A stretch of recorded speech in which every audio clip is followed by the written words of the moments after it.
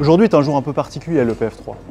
C'est le jour de concrétiser les efforts d'un semestre passé à concevoir une maquette robotisée, complètement autonome. L'idée derrière ce projet est d'appliquer les concepts théoriques vus pendant ces 2 premières années de formation généraliste d'école d'ingénieurs. Les parties mécaniques et informatiques embarquées sont gérées par les étudiants afin de réaliser leur maquette de A à Z. L'événement d'aujourd'hui consiste en une course de robots. Nous avons un parcours prédéfini, c'est-à-dire une ligne noire à suivre d'un point de départ jusqu'à un point d'arrivée.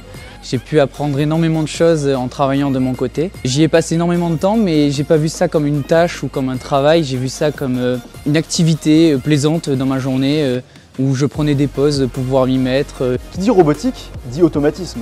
Les étudiants doivent, avec leur maquette, comprendre leur environnement grâce à des capteurs et avancer sur l'environnement qui est dédié. Ils seront notés sur leur capacité de leur robot à se déplacer de manière autonome, c'est-à-dire à avoir un asservissement le plus juste. Ils seront aussi notés sur la capacité à concevoir un produit à partir des éléments et des procédés de fabrication de l'établissement, ainsi qu'à réaliser un ensemble d'actions pour leur maquette. Ce projet marque la fin de la 2e année, fin du cycle préparatoire des élèves ingénieurs.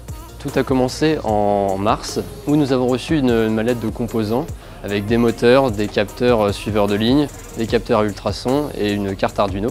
Nous avons eu plusieurs séances de TP pour préparer un robot. Nous avons d'abord testé les composants, savoir s'ils fonctionnaient, comment ils fonctionnaient. On avait vérifié la sensibilité de chaque capteur.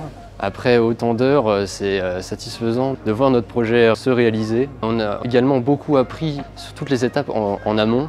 On a appris presque sur le tas la modélisation pour l'impression, puisqu'on part de quelque chose de virtuel pour aller sur quelque chose de physique. Chaque détail compte, rien n'est laissé au hasard et ça a été vraiment un projet enrichissant sur ce point. On a été très heureux et très fiers de participer à ce challenge.